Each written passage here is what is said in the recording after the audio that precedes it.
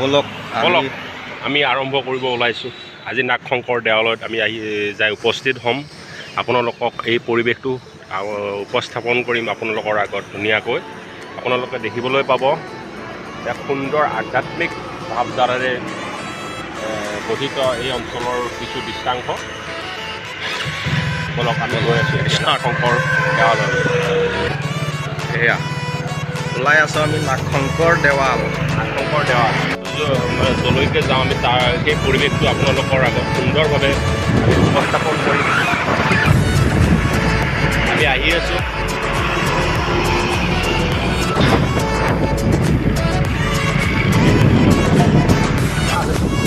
আৰু একচুৱেলি সেইটোৱে লাগে ন মানুহৰ। এইটো আমাক বেলেগ মানুহক সদায় লাগে। আমি আহি উপস্থিত হৈছোঁ এয়া নাগ শংকৰ বজাৰ। এতিয়া আমাৰ এই দলংখনৰ এটা মহত্ব আছে। দলংখনৰ সিপাৰে আমাৰ বিশ্বনাথ ডিষ্ট্ৰিক্ট আছিল। এতিয়া মাজতে আকৌ আমাৰ একেলগ কৰা হ'ল। এইটো মানে এইটো এটা ইফালে শোণিতপুৰ ডিষ্ট্ৰিক্ট, ইফালে বিশ্বনাথ সীমা বুলি নিৰ্ধাৰণ কৰা হৈছিলে। এইখন হৈছে নগলবৰীয়া বজাৰ। এই দিশেৰে আগবাঢ়িব আমাৰ নাগ শংকৰ দেৱাল। এইফালে যায় এটা ষ্টেডিয়াম আছে ধুনীয়া। কোনোবা দিনা দেখুৱাম সেইদিনা।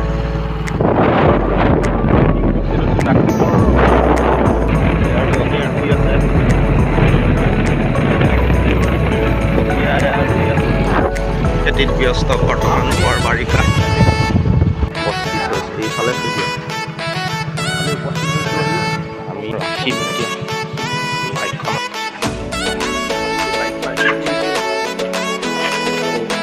এতিয়া সোমাই যাম।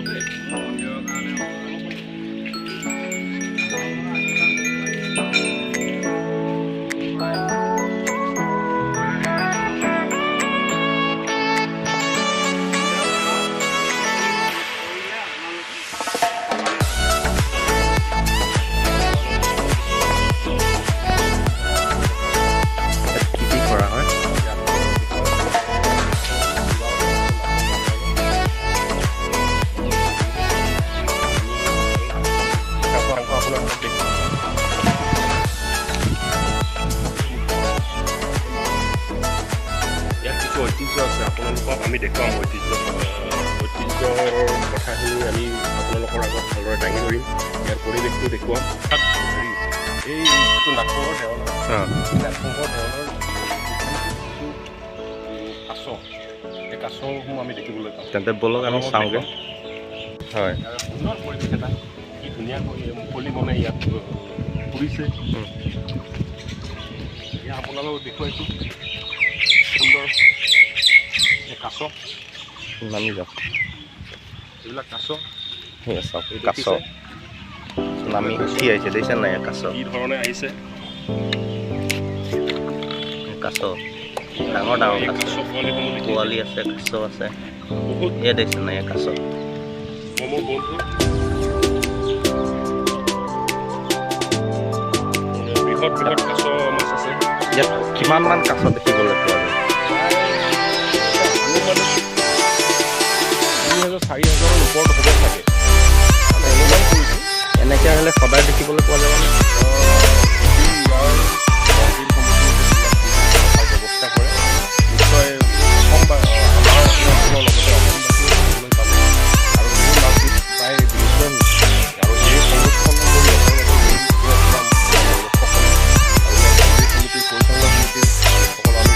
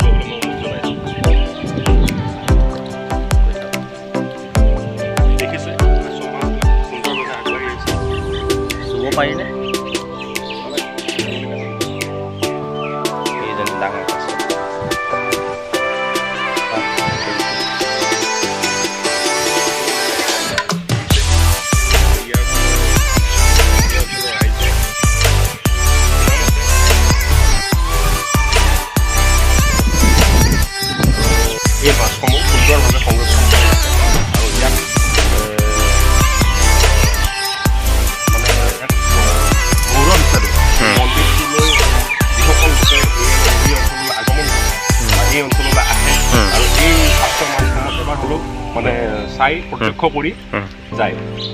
কাৰণ দেখি জানেই এইটো বস্তু আমি কেতিয়াও দেখিবলৈ নাপাওঁ। এই মন্দিৰটোতে যে এই কাছ মাছসমূহ আমি দেখিবলৈ পাওঁ।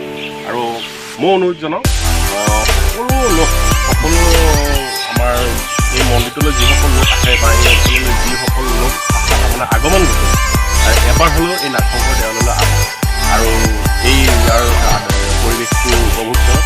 আৰু ইয়াৰ যিটো সুন্দৰ পৰিৱেশ, নিৰিবিলি পৰিৱেশ, এই গাঁৱলীয়া পৰিৱেশৰ মাজত অৱস্থিত, ভালে লাগে। আৰু এটা সুন্দৰ বাতাবৰণ সৃষ্টি কৰিছে, যান্ত্ৰিকতাৰ পৰা বহুত দূৰত। আৰু ইয়াৰ সুন্দৰ পৰিৱেশটো মই মোৰ বন্ধু ৰাজীৱক দেখুৱাবলৈ মই জনাইছোঁ।